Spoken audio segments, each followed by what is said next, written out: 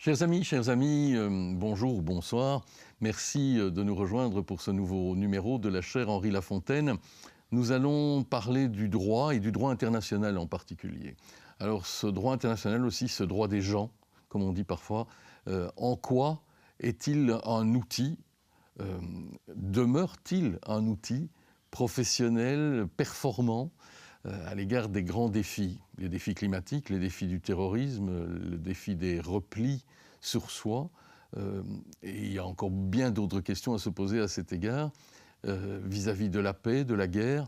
Autant de choses qui déjà passionnaient et préoccupaient Henri Lafontaine et que nous allons aborder aujourd'hui avec un de ses lointains successeurs à l'Université libre de Bruxelles, Olivier Courtens, et qui y participe à la diffusion des savoirs autour de ce droit et particulièrement autour des gestions du pacifisme ou de la guerre. Bonjour Olivier. Alors, vous avez d'ailleurs à cet égard sorti un livre, plusieurs ouvrages successifs, mais encore récemment, alors que ça m'amène à vous poser d'emblée cette question. Est-ce que forcément le droit génère la pacification de la société ou est-ce qu'il peut codifier l'inaudible, le non-recevable? Après tout, Hitler aussi et le nazisme aussi avaient un code. Oui, mais ça c'est la profonde ambivalence du droit et peut-être plus encore du droit international, c'est-à-dire que c'est d'un côté une tentative parfois imparfaite, et même toujours imparfaite, parfois maladroite, disons, d'incarner la justice des idéaux universels, et donc justement de fournir un langage commun à des personnes qui vont avoir, et à des États en droit international, qui vont avoir des conceptions très très différentes, voire opposées. Et donc il y a ce côté, disons, éthique, basé sur la communication, sur le langage, sur les échanges. Mais de l'autre côté, il y a aussi un volet politique. Et le droit est un outil et parfois un instrument de lutte pour le meilleur et pour le pire. Il peut être utilisé par les plus puissants pour codifier leur pouvoir et criminaliser toute opposition. Il peut aussi parfois être utilisé par les personnes les plus dominées, les plus faibles, pour tenter de remettre en cause les rapports de force, mais en tout cas, il y a un volet politique. Et les deux sont évidemment indépassables. On ne peut pas prétendre choisir l'un plutôt que l'autre. On doit toujours, dans une situation, prendre en compte la tension entre ces deux pôles pour essayer de gérer au cas par cas des situations. Il n'y a pas vraiment de solution toute faite et la place de l'interprétation et de l'effectivité du droit est beaucoup peut-être plus importante que celle très générale de sa formulation. Mais oui, donc dans ce contexte-là, effectivement, si on prend l'exemple du nazisme qui est utilisé en effet classiquement, on pourrait dire oui, là on voit bien comment le droit peut très bien incarner les valeurs les plus condamnables, en tout cas par l'immense majorité des personnes dans le monde, parce qu'à un moment donné, historique donné, le pouvoir qui a justement la compétence dans tous les systèmes juridiques de créer du droit, va lui mettre un contenu qui devient tout à fait choquant. Évidemment, le débat ne se termine pas parce que justement, on va alors de l'autre côté, c'est ce qu'on a vu notamment à Nuremberg, dire que ce n'est pas du véritable droit, ou plus exactement, on va opposer un système juridique qui était celui de l'Allemagne nazie à d'autres comme le droit international, et on va ainsi utiliser le droit comme outil pour remettre en cause un autre droit. Donc il y a aussi, et ça c'est important en droit international, une tension entre l'idée d'un droit international, mais aussi d'un pluralisme juridique, c'est-à-dire que vous avez des tas de systèmes juridiques étatiques et même aussi, peut-être qu'on y reviendra, mais le droit international de la Convention européenne des droits de l'homme, c'est peut-être pas le même que le droit international de l'OMC ou le droit international qui est applicable, par exemple, en Asie, en Extrême-Orient, à propos des droits humains. Donc on a une forme de pluralisme aussi. En fait, en restant d'ailleurs un instant encore sur cette époque de l'issue de la Seconde Guerre mondiale, qui est assez fondatrice à bien des égards, Nuremberg, beaucoup ont critiqué en disant on y a instauré une forme de rétroactivité de la norme puisque un certain nombre de normes utilisées pour condamner les dignitaires du nazisme, alors on songe bien sûr aux crimes contre l'humanité, voire évidemment à la notion de génocide qui émergeait seulement à ce moment-là, on a utilisé des notions qui ne préexistaient pas, et donc on juge en fonction de nouvelles normes des moments où la norme n'existait pas. Alors, c'est un exemple tout à fait intéressant et qui est souvent évoqué lorsqu'on fait du droit pénal international. On a là à Nuremberg un acte fondateur. Ce qui est vrai d'abord, si on réfléchit de manière purement orthodoxe juridiquement, c'est vrai qu'il y a une critique qu'on peut formuler, au-delà de la critique de la justice de vainqueur, mais qui est plus politique. La critique juridique, c'est la légalité des infractions. C'est-à-dire qu'une personne, au moment où elle commet un crime, doit savoir que c'est un crime. Or, en effet, à Nuremberg, on semble créer de nouveaux crimes. Je dis on semble parce que là va jouer un point très important en droit qui est l'interprétation. Et on va avoir ce débat qui a d'ailleurs été raconté de manière assez réussie par Philippe Sands dans Retour à Lemberg, sur le point de savoir si on allait ou pas juger les personnes pour génocide à partir du moment où le concept de génocide est postérieur à la Shoah, et essentiellement la Shoah, et a été défini par référence à la Shoah, mais sans pouvoir rétroactivement, si on prend une perspective orthodoxe sur le plan juridique, s'appliquer à ces événements. Et donc c'est pour cette raison justement très très stricte, très très rigoureuse que finalement les accusés à Nuremberg n'ont jamais été condamnés pour génocide. Parce qu'on n'a pas voulu délégitimer ce moment fondateur en y introduisant de la rétroactivité en matière pénale, créant par là un précédent qui pourrait avoir des répercussions dans d'autres domaines.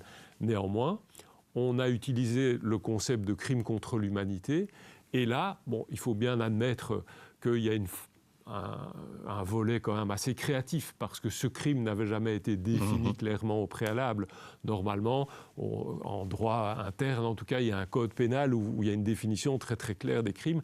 Là, ça n'existait pas, mais on a utilisé la coutume, et notamment le précédent du génocide arménien, même si encore une fois juridiquement, historiquement c'est un génocide, mais juridiquement c'est plus difficile à dire pour les raisons qu'on vient d'évoquer. Mais en tout cas, là, le fait que les crimes particulièrement grave choque la conscience de l'humanité, il y avait quand même des déclarations, il y avait des textes, il y avait de ce point de vue-là, comme on dit en droit international, une opinio iuris, une conviction qu'il y avait des choses inacceptables, y compris en droit, et on a considéré que le crime contre l'humanité, c'était un concept alors que l'on pouvait considérer comme établi, y compris à l'époque des faits, et c'est pour cette raison qu'on a condamné pour crime contre l'humanité les plus grands responsables de la Shoah. Donc on voit bien ici comment on a de nouveau cette espèce de tension. On veut, au nom de la justice, faire avancer le droit, parce que le droit n'est pas du tout figé. En même temps, il y a un aspect politique, c'est-à-dire qu'on ne va condamner que les responsables nazis, mais par exemple les responsables soviétiques pour Katyn vont être totalement exonérés. La question quand même des crimes de guerre à Hiroshima et Nagasaki, par exemple, qui est quand même tout à fait interpellante, n'a évidemment jamais été posée. Le massacre des résistants communistes en Grèce par les troupes britanniques. Voilà, donc il y a une longue liste. Simplement, ici, on a essayé de combiner les deux en essayant de ne pas trop politiser les jugements. Et donc, de ce point de vue-là, ce concept de crime contre l'humanité a été une sorte de création par l'interprétation. Mais le génocide, on l'a écarté tout en le consacrant pour l'avenir dans la Convention sur la prévention et la répression du crime de génocide qui a alors été conclue. Il y a bien sûr un droit international privé, avec ce qu'on appelle la portabilité du statut personnel. C'est une chose bien compliquée, mais ça veut dire que l'on reste intégralement possesseur de ses droits où que l'on se trouve normalement et dans le ressort où l'on se trouve. Mais le droit international tel qu'on l'entend en règle générale, ou droit des gens, ce n'est pas la personne humaine, c'est l'origine latine de gens. C'est la tribu ou, en l'occurrence, l'État ou la communauté. Donc, est-ce que c'est un droit qui amène véritablement à internationaliser une norme, ou est-ce qu'au contraire, c'est le droit arbitral entre des normes différentes ? Bon, alors de nouveau, c'est un petit peu les deux à la fois. C'est-à-dire que là, quand on parle du droit des gens, ça vient de jus gentium, donc d'une formule latine. à la base, c'était en effet le droit entre les nations. Et le droit international, à l'origine, bon, évidemment, tout dépend où on place l'origine, mais disons, jusqu'à la fin du XIXe siècle, c'était un droit presque exclusivement interétatique, encore que si on remonte à l'école de Salamanque, on va quand même voir qu'il y a des débats qui sont aujourd'hui considérés comme relevant des origines, à tout le moins, du droit international, qui mettent en cause ce qu'on appellerait aujourd'hui les droits humains, le statut des Indiens, par exemple, etc. Mais disons qu'en droit, à partir, disons, du 18e, 19e, jusqu'à la fin du 19e, c'est vraiment les traités, c'est les États entre eux qui concluent des traités, et les individus, et en ce sens c'est un droit entre les nations, c'est pour ça aussi qu'on parle de charte des Nations Unies, et les individus ne sont là que de manière un petit peu accessoire, c'est que parfois on exerce sa protection diplomatique, mais c'est l'État qui décide de le faire ou pas en fonction de ses intérêts, et en réalité ça se fait pour protéger ces entreprises ou ces hommes d'affaires en Amérique latine, etc. Ça reste quand même un droit qui est peu... où la personne humaine a un rôle finalement très réduit, c'est plus un objet qu'un sujet. Et puis, avec la fin du 19e et le début du droit des conflits armés, ensuite, au XXe siècle, avec quand même, parce qu'on parfois on parle de génération et on va dire par exemple que les droits économiques et sociaux sont la deuxième génération, mais avec l'OIT par exemple, on voit bien que... Qui remonte à la Société des Nations. On voit bien qu'il y a déjà du droit social et puis ensuite, évidemment, après la Deuxième Guerre mondiale, avec le développement d'abord de la Déclaration universelle des droits de l'homme, et puis toute une série de traités, le génocide, les pactes des Nations Unies, et puis toute une série de traités de protection. Là, aujourd'hui, l'individu est devenu vraiment un sujet, en ce sens qu'il a directement des droits qui ne dépendent plus d'une protection diplomatique, et il a aussi une responsabilité, c'est-à-dire qu'on peut lui-même le juger. C'est ça aussi Nuremberg, c'est que les individus sont responsables au-delà des États. Et donc, ils ont, de ce point de vue-là, une personnalité internationale. Et ils ont aussi une capacité, dans ce sens, qu'ils peuvent saisir des juridictions directement sans dépendre de leur État. Donc là, on a un droit international où les gens, si on parle de droit des gens, ça peut en réalité recouvrir les deux. Et puis, effectivement, au cas par cas, on va avoir un droit plus ou moins, disons, instrumentalisé, politisé, et on va toujours avoir cette tension-là qui va souvent, donc, je le répète, se porter sur l'interprétation, parce que les droits, si on prend les droits humains, par exemple, je parlais des générations, ça n'a plus vraiment de sens aujourd'hui quand on voit que la Cour européenne des droits de l'homme, le 9 avril, a rendu un arrêt consacrant en réalité, même s'il y a certaines limites à cet arrêt, mais quand même consacrant un droit des individus contre le dérèglement climatique. Contre la Suisse, en l'occurrence, pour inaction climatique. Parce que la Suisse n'avait en effet pas adopté de mesures et que des personnes, en particulier des personnes âgées, voyaient leur vie menacée et en tout cas leur vie familiale et privée affectée. Donc tout ça, ça se fait par le biais de l'interprétation de droits qu'on appelle classiquement civils et politiques comme le droit à la vie privée. Et ça devient un droit à ne pas subir le dérèglement climatique et à pouvoir exiger d'un État qui prenne des mesures pour le prévenir. Donc on voit bien que c'est un droit de ce point de vue-là. Le droit, c'est quelque chose de très dynamique, de très évolutif, pour le meilleur et pour le pire. Mais en tout cas, c'est un outil qui a beaucoup de potentialités et dont se saisissent, là encore, pas seulement les États, qui au départ peut-être l'utilisent pour légitimer leur pouvoir, mais en contrepartie, l'autonomie de ce droit fait qu'il peut être utilisé alors de l'autre côté, contre l'État, à l'égard de l'État, avec des succès ou pas, mais rien n'est acquis, car dans l'exemple de la Suisse, le Parlement suisse peu après a considéré tout simplement que la Cour n'avait pas la compétence et a eu une espèce de position juridictio-sceptique, si on peut dire, en disant que pour lui, finalement, cet arrêt n'allait pas être mis en vigueur. On parle de la Suisse, on ne parle pas de la Hongrie, on ne parle pas de la Russie, on parle de la Suisse. Donc on voit bien que rien n'est jamais acquis et que ce droit, c'est à chaque fois que c'est quelque chose de continu. C'est un outil qui doit constamment qui est constamment mis en jeu en réalité et interprété. En fait, vous évoquez, Olivier Courtenne, l'idée de la responsabilité aussi personnelle dans la gestion ou la non-gestion, dans la mise en place de normes en citant Nuremberg. Est-ce qu'on peut dire aussi que le procès Eichmann a été un tournant à cet égard? C'est-à-dire cet homme qui ne cessait de dire « je n'ai fait qu'appliquer les ordres » en quelque sorte, je n'étais qu'un petit fonctionnaire appliquant les ordres, à l'inverse évidemment de toute la charge qui lui a été imputée, à savoir précisément non, vous étiez non seulement un des responsables, mais à ce titre, vous étiez même individuellement contestable dans la mesure où vous appliquez une norme inique. Est-ce que c'est effectivement un tournant qu'on a ensuite potentiellement étendu à d'autres dictateurs quand on arrive à leur mettre la main dessus? Je songe évidemment par exemple à Pinochet. Oui, alors le procès Eichmann est vraiment en effet une date à retenir dans l'histoire du droit pénal international. Le fait qu'il y ait une responsabilité individuelle et que l'individu ne peut pas se retrancher derrière l'excuse de l'ordre supérieur, ça c'est quelque chose quand même qui avait déjà été retenu à Nuremberg, où même des juges ont été condamnés, parce qu'on parle toujours du procès principal, mais il y a eu aussi d'autres procès. Même les juges, oui. Les médecins, mais les juges en particulier, j'en parle parce qu'eux, évidemment, pour la plupart d'entre eux, disaient « mais nous, on est juges, on ne peut pas, privilège de appliquer la loi, on est soumis à la séparation des pouvoirs ». Donc ils invoquaient tout ce discours-là, et ça a été écarté, et ils ont eux aussi été condamnés avec l'idée, là encore, que, et en particulier ici pour des juristes, ils devaient bien savoir que des ordres ou des législations comme celle de Nuremberg, justement, antisémites, étaient contraires aux droits des gens et aux principes généraux du droit des gens, avec quelque chose d'un peu flou, mais l'idée est que fondamentalement, ils le savaient. Donc cette excuse de l'ordre supérieur, qui plus formellement maintenant est écartée de manière tout à fait explicite, elle est en effet écartée dans l'affaire Eichmann, elle l'avait déjà été avant et elle l'est constamment, je dirais, depuis.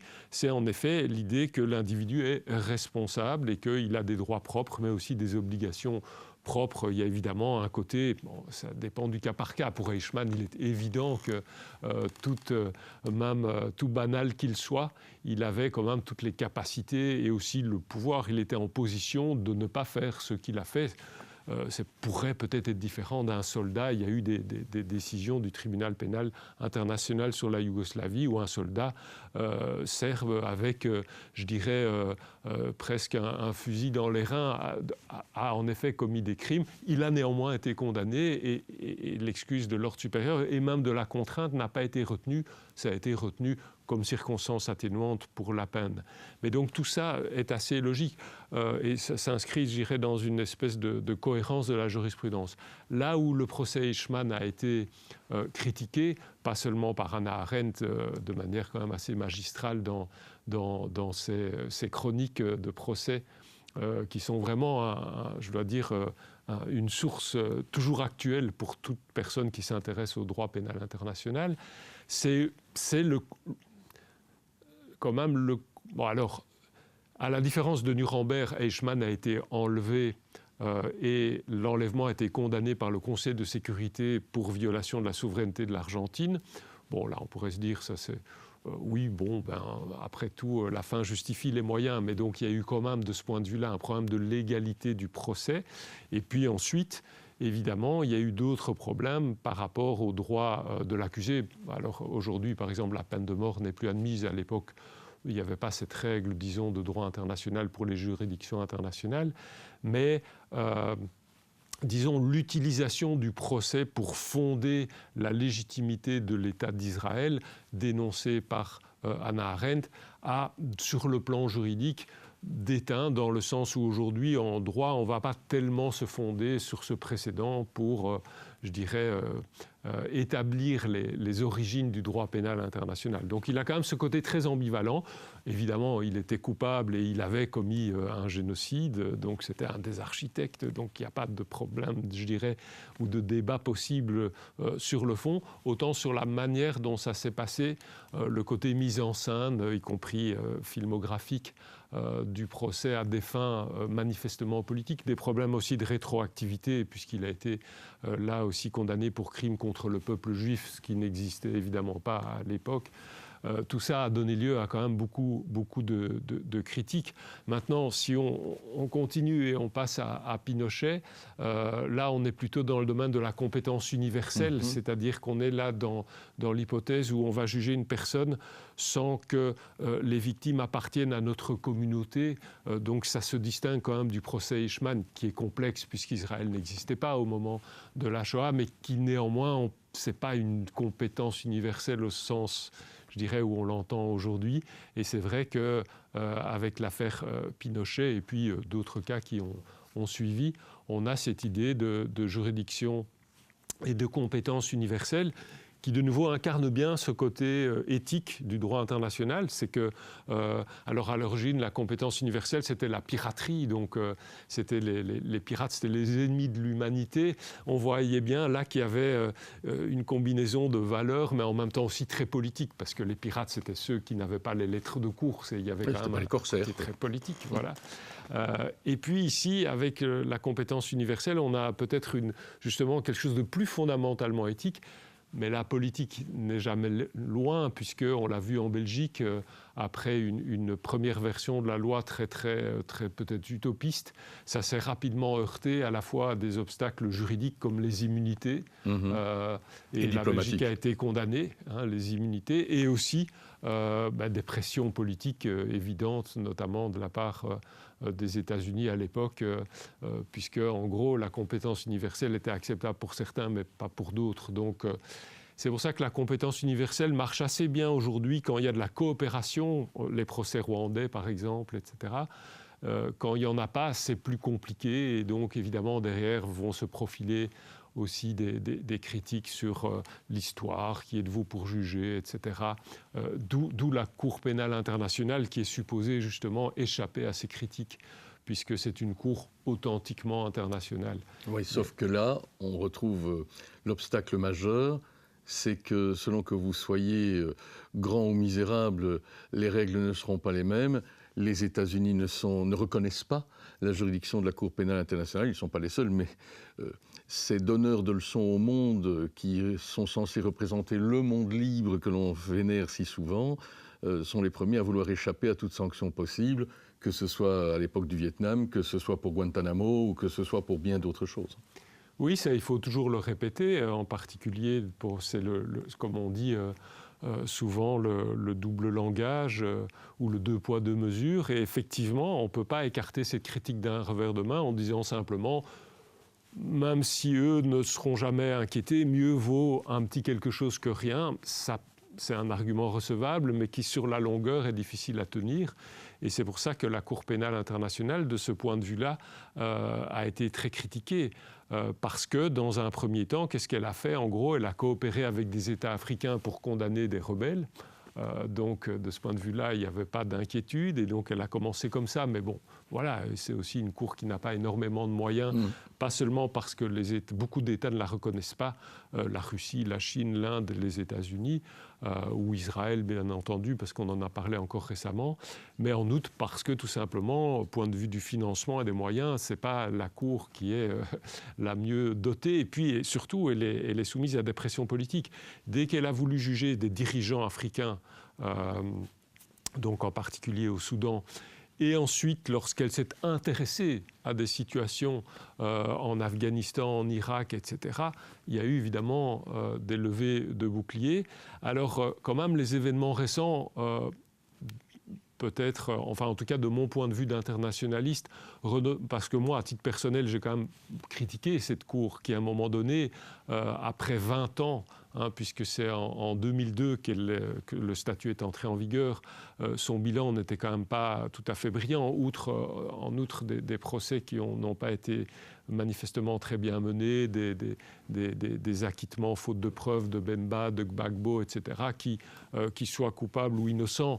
Comme ces procès sont très symboliques, la Cour doit bien choisir ses dossiers et doit évidemment être très prudente, et là c'était quand même des échecs. Il y avait toujours l'absence de mise en cause de responsables occidentaux ou d'alliés occidentaux.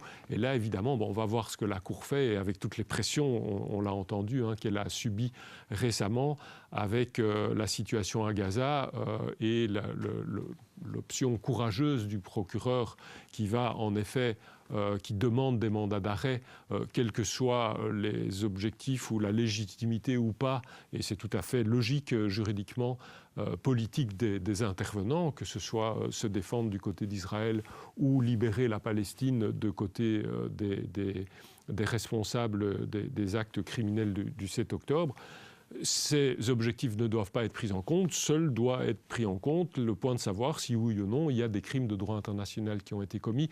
Donc ça, c'est une position très courageuse. Maintenant, on va voir ce que la Chambre va faire à la Cour pénale internationale, avec d'ailleurs des nouveaux et des nouvelles juges.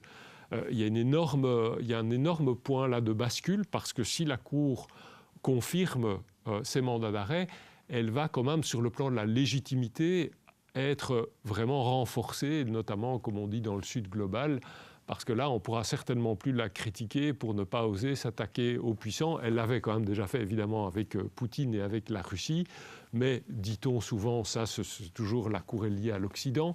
Ici, là, il y aurait quand même une émancipation tout à fait spectaculaire et difficilement prévisible, à vrai dire, de la Cour. On va voir, évidemment, ce que ça donne. C'est difficile de le prévoir. On aura en son temps l'occasion de se retrouver peut-être pour commenter cet aspect.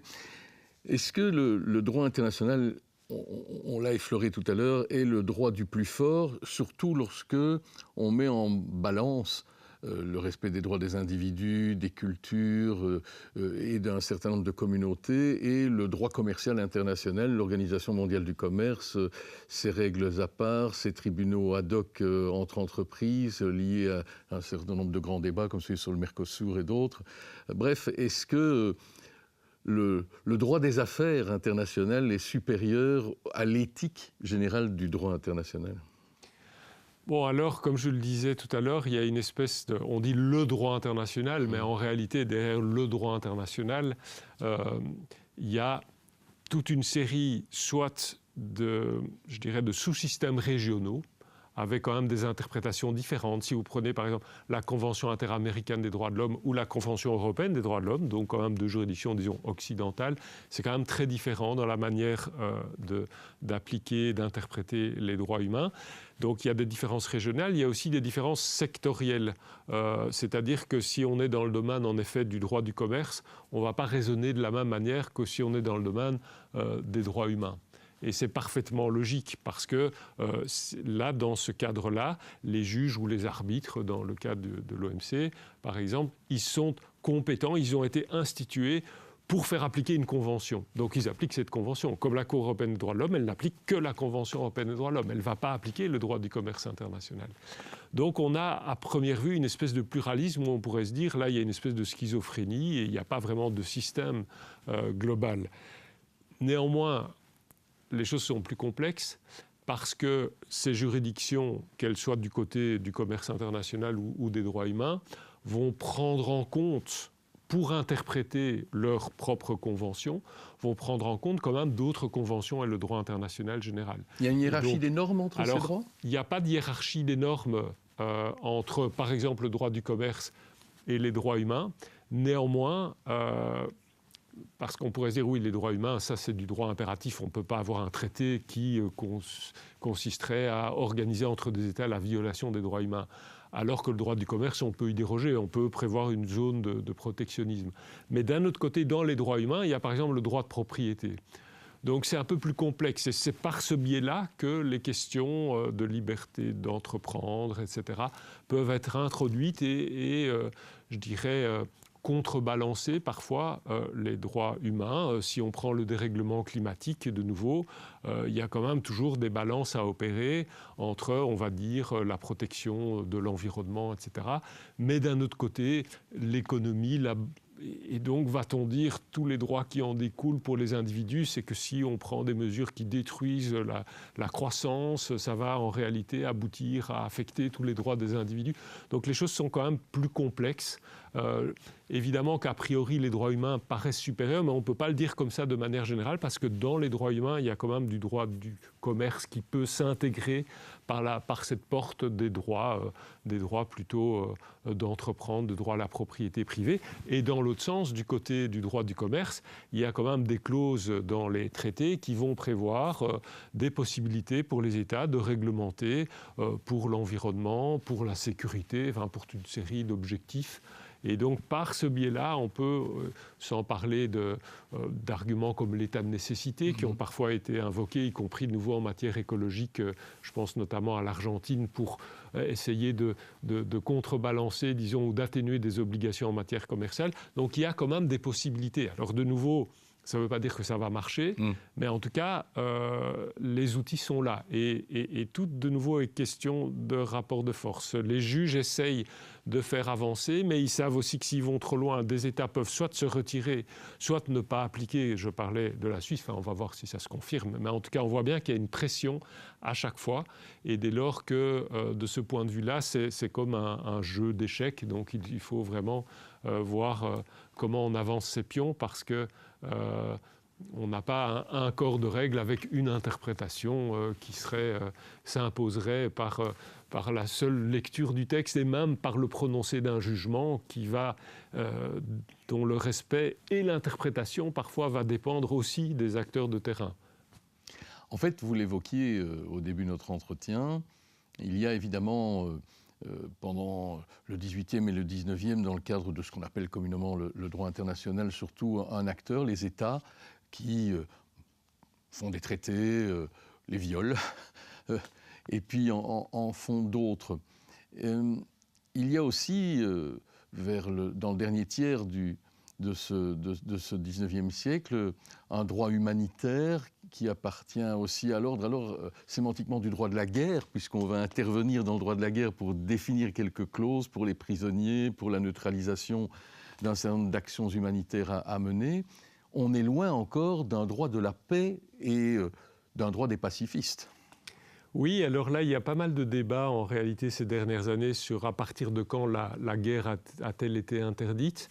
Je dirais que moi, ce que j'ai appris à l'université, disons le récit dominant depuis à peu près un siècle, c'était, c'est dans l'entre-deux-guerres qu'on a le pacte Briand-Kellogg, un pacte qui interdisait l'agression, qu'on a commencé véritablement à interdire la guerre, et puis évidemment dans la Charte des Nations Unies, avec des exceptions, comme la légitime défense et le Conseil de sécurité.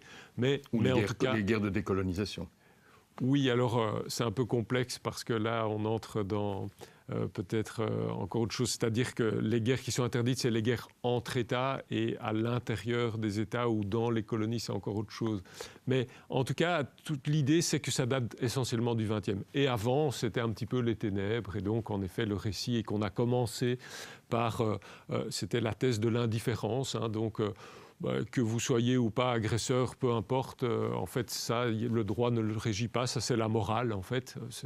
Mais par contre, une fois que vous entrez en guerre, il faut respecter un certain nombre de règles minimales, et c'est à la fois des nobles objectifs humanitaires, on dit droit international humanitaire, mais en même temps, c'est quand même tellement cynique encore aujourd'hui, évidemment, tout est question d'interprétation, mais on le voit à Gaza, au nom des nécessités militaires, on peut tuer, et on peut tuer même des enfants, des femmes, etc., pourvu qu'on démontre que c'est proportionné par rapport à des objectifs. Et puis, donc on voit bien que la plaie humanitaire est quand même très utopiste et qu'en même temps, ça reflète très très fort les rapports de force et les intérêts réciproques des États qui, au départ, utilisent ce droit pour protéger en fait leurs soldats et leur population.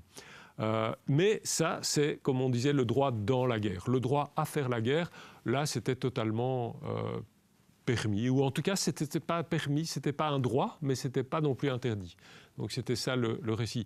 Alors des recherches récentes, notamment de Agatha Verdebout, qui a publié sa thèse il y a quelques années sur le sujet, montre que c'est beaucoup plus complexe et que si on prend le 19e siècle, si vous prenez les interventions, par exemple, dans l'Empire ottoman, lors de l'indépendance de la Grèce, ou plutôt des interventions au Liban, entre autres, enfin, ce qui n'était pas encore tout à fait le Liban, mais en tout cas dans l'Empire ottoman, pour protéger les populations victimes de massacres, etc.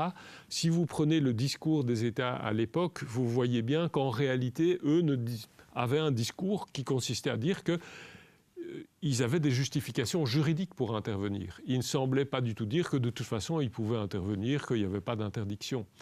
Et ce que montre bien Agatha Verdebout dans son ouvrage, bon, d'abord c'est sur le plan juridique, technique, on dépasse l'anachronisme, on va voir la doctrine de l'époque, ce que disent les auteurs de l'époque, ce que disent les États, on voit que c'est beaucoup plus compliqué, qu'ils invoquaient des arguments, qu'il y avait évidemment beaucoup plus d'arguments qu'aujourd'hui.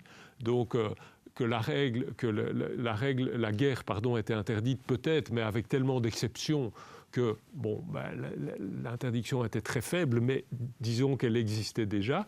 Pourquoi alors ce changement dans le récit après la Première Guerre mondiale ? Parce que on a dû refonder un système, et quelle meilleure manière de refonder un système et de le légitimer, de dire que jusqu'ici, le problème, c'était un problème d'élaboration de règles. Donc on va élaborer des nouvelles règles et comme ça, les choses vont s'arranger. On a vu que ça n'a pas vraiment fonctionné parce que précisément, c'est un peu cette espèce d'idéalisme juridique que c'est le droit qui va permettre de faire avancer les choses. C'est rarement le cas. Or, c'est rarement le cas. C'est un outil, donc oui, ça peut faire avancer les choses, mais ça peut aussi ne pas les faire avancer, voire les faire reculer. Mais en tout cas, c'est ça qui explique que ce récit, selon lequel la guerre n'aurait été interdite que dans l'entre-deux-guerres, c'est intéressant à analyser aussi sous un angle, disons, plus de sociologie du droit. C'est-à-dire que ce n'est pas par hasard que tout d'un coup, on a repris cela et c'est répété à l'envi dans tous les manuels et tous les livres de droit international, mais sans peut-être remonter aux spécificités de l'époque. Même si, je le répète, l'interdiction était très très faible et il y avait des justifications très différentes, mais entre les États, les puissances européennes tenaient quand même à ce qui est... il n'y avait pas de Conseil de sécurité, mais il y avait le concert. Et donc tenaient quand même à se justifier. Il y a des débats entre eux, ils disent mais quel est l'argument donc c'est pas le vide juridique de ce point de vue-là. Henri Lafontaine était évidemment un des grands animateurs avec des gens comme Léon Bourgeois et d'autres, des mouvements autour de la paix.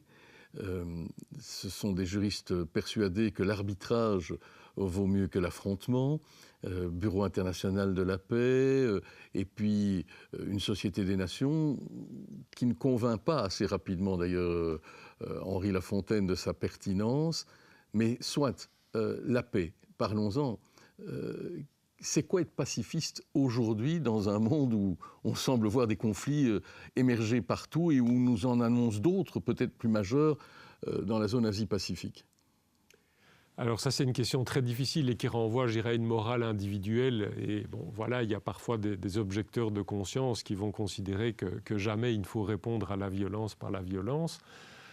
C'est très très difficile d'avoir une réponse générale. En tout cas, si on prend l'angle du droit international, il y a cette idée qu'entre les États, il y a une interdiction de recourir à la force et que être pacifiste, c'est de défendre cette règle, ça c'est en tout cas mon point de vue, contre non pas une remise en cause frontale, encore que parfois on a entendu, notamment au moment de la guerre d'Irak, que la Charte des Nations Unies s'était peut-être un petit peu dépassée, mais bon, disons que ça ne s'est jamais quand même traduit de manière très très précise dans des doctrines juridiques. Mais par contre, ce à quoi on assiste continuellement, c'est des interprétations qui vont tellement assouplir les exceptions que on va revenir justement à ce 19e siècle. C'est-à-dire qu'il y a peut-être une interdiction, mais c'est formel. En réalité, les possibilités sont tellement grandes qu'on peut un peu tout faire. Donc c'est les doctrines de la guerre contre le terrorisme, de la guerre préventive, où la légitime défense est tellement étirée qu'on ne voit plus très bien ce qui reste de l'interdiction, puisque dès qu'on se sent menacé, on peut. Alors évidemment, tout État l'histoire des interventions militaires, c'est une histoire d'États qui vous disent qu'ils sont menacés, comme on l'a vu avec la Russie. Ce que Poutine dit, effectivement. Donc ça, c'est vieux comme le monde. Alors avant, il y avait les ministères de la guerre, maintenant c'est les ministères de la défense, donc tout le monde est en légitime défense. Donc là, on a des doctrines qui ont toujours existé, mais qui se sont en effet beaucoup développés après les années 2000. Les années 90, il y avait cette idée de nouvel ordre mondial où tout allait passer par le Conseil de sécurité et être centralisé. Et puis, avec les années 2000, ça commence peut-être en 99 avec le Kosovo. Et puis, en 2001, là, vraiment, il y a ces doctrines de la légitime défense. Après le 11 septembre. Après le 11 septembre, qui ont été très très largement utilisé, à la fois pour faire la guerre, pour mener aussi des programmes d'exécution extrajudiciaire, en disant qu'on avait une espèce de guerre, il n'y avait plus d'état de paix ou d'état de guerre, il y avait une espèce de guerre mondiale. L'image d'un Barack Obama depuis sa salle de contrôle, suivant les Navy Seals qui vont aller abattre l'ennemi numéro un présumé ou décrété, sont très emblématiques de cela. Je veux dire. Tout on à fait, a le droit oui, d'aller sur sol étranger abattre qui on estime devoir voilà, abattre. sans le consentement et sans démontrer qu'on a été attaqué parce qu'on est en état de guerre contre le terrorisme. Et donc ça, c'est vraiment quelque chose qui, moi, si on est pacifiste, ça, la lutte peut être dans le système juridique, je dirais, quand on est un joueur de l'intérieur, ici on est un peu en surplomb, on observe et on commente le jeu, mais si on est sur le terrain, alors pour moi être pacifiste, c'est défendre des interprétations qui sont plus rigoureuses, qui sont plus strictes et qui vont quand même au moins permettre de condamner ces interventions, que ce soit la Russie effectivement ou que ce soit plus anciennement les États-Unis en Irak.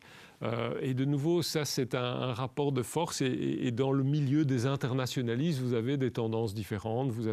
Il y a de nouveau le droit, c'est le contraire d'une solution. Vous avez des débats juridiques très très aigus et très pointus là-dessus, qu'on a vu l'Irak, puis on a vu la Syrie, puis on voit encore aujourd'hui la Russie ou Israël. Donc il y a quelque chose qui c'est jamais acquis. Donc c'est un combat constant de ce point de vue-là. Qu'est-ce qui reste du droit à l'objection de conscience en temps de guerre ?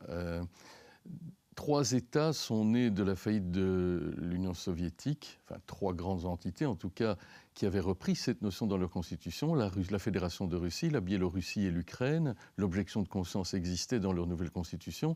C'est l'Ukraine qui vient de la supprimer par oukase présidentiel en décrétant l'état d'urgence et la mobilisation possible des hommes de 16 à 47 ans, si je ne m'abuse. La Russie, il maintient...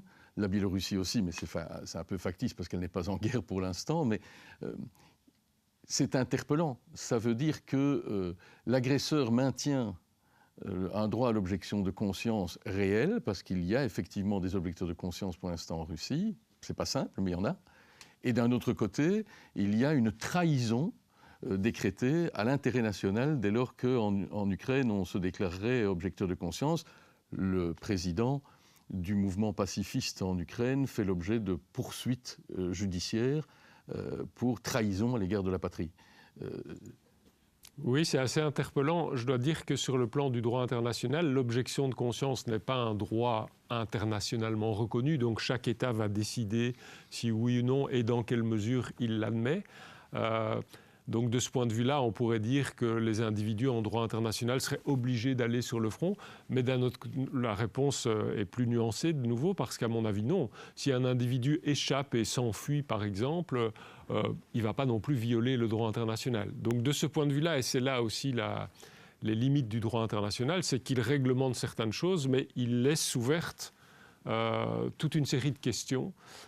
Comme on dit, avant on disait les affaires intérieures de l'État. On n'utilise plus tellement l'expression parce que c'est un côté géographique. Aujourd'hui, les obligations de droit international, elles s'appliquent autant à l'intérieur des territoires qu'entre les États, avec en particulier les droits humains ou le droit du commerce. Donc on n'utilise pas plus ça, mais parfois on va dire le domaine réservé, c'est-à-dire tout ce qui n'a pas fait l'objet d'engagements internationaux. Et là, l'État fait ce qu'il veut, tant qu'il ne viole pas les droits humains. Donc là, ce serait à un objecteur de conscience de démontrer que l'État viole ses droits humains si manu militari, c'est le cas de le dire, il enrôle dans une armée pour aller au front. Il y en a en Ukraine comme en Russie. Et donc, ça ne va pas être facile en réalité, même si, encore une fois, il y a toujours des questions d'interprétation. Il faut voir au cas par cas s'il n'y a pas des particularités de cette personne, un droit, je ne sais pas, à la vie privée, comment l'enrôlement se fait, le droit à la vie, qui paradoxalement n'implique pas du tout qu'on ne puisse pas être envoyé au front, mais qu'on ne puisse pas être l'objet d'une privation arbitraire de la vie. Donc, nouveau, ce sont des questions d'interprétation. Mais en tout cas, par rapport à l'objection de conscience, c'est ni un droit, mais c'est pas non plus problématique sur le plan du droit international si une personne n'obéit pas et s'enfuit, etc. Il violera le droit ukrainien, alors en l'occurrence, mais pas le droit international. Et donc les autres États ne seront nullement tenus de l'extrader, par exemple, comme l'Ukraine le demande à la Pologne, à savoir de recenser les Ukrainiens sur sol polonais et de les renvoyer en Ukraine si les hommes ont cherché à échapper à l'enrôlement. Je l'ignorais, à vrai dire. Donc là, il faudrait vraiment voir les conventions d'extradition entre les deux pour voir si ça entre dans ce domaine-là. Moi, je pense en tout cas qu'il y a une grande marge d'interprétation. Je ne connais pas, à vrai dire, cette convention, mais qu'inévitablement, il y aura une certaine marge d'interprétation. C'est vraiment la responsabilité de la Pologne d'extrader ou pas. Ça semble être effectivement mis au frigo par l'actuelle coalition. Ça ne l'était pas par le PiS juste avant les élections. Un mot encore sur cette dynamique de l'objection de conscience, parce que le Conseil d'État en France a quand même eu une décision assez intéressante à cet égard et qui nous concerne, nous, dans notre hypocrisie, parce que chez nous, en Belgique, si vous êtes détentrice ou détenteur de papiers ukrainiens et que vous arrivez, vous pouvez avoir immédiatement droit à l'aide sociale, à la possibilité d'un séjour de durée illimitée pour le temps du conflit, et bref, à être reconnu dans vos droits au refuge, en quelque sorte, ce qui n'est pas le cas pour les jeunes Russes qui, fuyant la guerre et la Russie, se retrouvent ici dénués de tout, déniés dans un droit quelconque, ils n'ont pas accès à l'aide sociale, pas plus au logement, et leur dossier n'est même pas pris en considération. C'était également le cas en France, où le Conseil d'État a quand même dit qu'il y aurait en quelque sorte une action délictueuse de la part de la France à les forcer au retour, et donc à la conscription, et donc à être complices contre leur gré de crimes de guerre et de crimes contre l'humanité. Parce qu'on sait, depuis Boutcha et le reste, qu'il y a effectivement dans l'autorité militaire russe une volonté de pousser les troupes à commettre des actes absolument répréhensibles. Et que donc il faudrait au contraire fonder l'accueil chez nous sur l'impossibilité que l'on aurait de forcer quelqu'un à devenir criminel. Oui, alors ça c'est vraiment intéressant. Je connaissais à vrai dire pas cette jurisprudence, mais sur le plan qui doit s'appuyer vraiment sur du droit français, administratif, public français, sur le plan du droit international, il y a une certaine logique. En effet, les États ont l'obligation de ne rien faire qui puisse encourager une agression. Donc les États tiers au conflit ont quand même des obligations de ne pas reconnaître les effets d'une agression. C'est pour ça, par exemple, que l'annexion de la Crimée n'a jamais été reconnue, mais plus généralement aussi de ne pas aider un État. Alors on l'a entendu aussi avec les livraisons d'armes, par exemple, en Israël, toutes les actions en justice sont fondées sur qui ont lieu aux Pays-Bas notamment, ou au Canada, sont fondées sur ce principe, c'est-à-dire ne rien faire qui aide un État à commettre, disons, des violations du droit international. Il y a une obligation de respecter, mais aussi de faire respecter le droit international et notamment aussi les droits humains ici quand on parle de crimes. Donc là, il y a vraiment une base juridique en effet pour dire que si on renvoie une personne et qu'on sait qu'elle va être utilisée pour mener des actions militaires qui sont d'une part des agressions et d'autre part, ce sont deux choses différentes. On pourrait imaginer l'un mais pas l'autre. Et en réalité, c'est les deux. D'autre part, donnent lieu à des crimes de guerre. Eh bien, on a une obligation de ne pas les livrer. Donc en tout cas, moi, si j'étais avocat de ces personnes, vraiment, le droit international offre des très beaux outils pour s'opposer à leur extradition ou à leur renvoi en Russie. Encore un mot, à l'heure où l'illibéralisme, que nous avons déjà évoqué, croît un peu partout, dans une forme d'indifférence assez générale au titre de l'efficacité, de l'efficience des États, en se disant oui, bon, on suspend un peu certaines pratiques et certaines libertés, mais c'est pour être plus efficace et un meilleur rendement de l'État, en quelque sorte. Est-ce que le droit international en pâtit? Est-ce que cela donne une forme de carte blanche aux États qui, de moins en moins, s'encombrent du droit international et du droit interne, d'ailleurs? Oui, il est clair que le droit international, il est interprété, appliqué et créé par les États. Et par conséquent, si à la tête des États, vous avez des régimes illibéraux, ça va avoir une conséquence sur le contenu des règles. Vous pouvez imaginer que des traités ne vont pas être adoptés s'il y a certains... Bon, on parlait de la Cour pénale internationale. Évidemment, tout dépend. Si demain, il y a un nouveau régime aux États-Unis ou en Russie ou ailleurs, eh bien, ce nouveau régime pourrait très bien adhérer au statut de la Cour pénale et donc devenir partie au traité. Donc le fait qu'il y ait des régimes illibéraux, évidemment, ça a une influence sur le développement, le foisonnement de certains traités, en particulier des traités en matière de droits humains, mais aussi par rapport à l'effectivité.